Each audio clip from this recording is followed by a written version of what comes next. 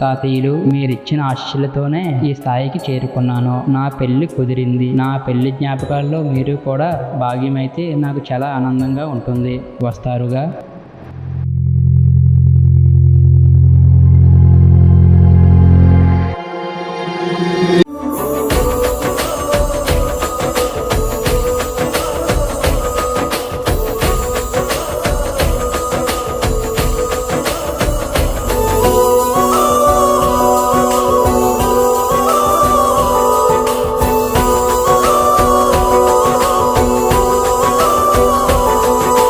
కలవగా తెగ కలవరం, అసలిది కదా ఒక సంబరం.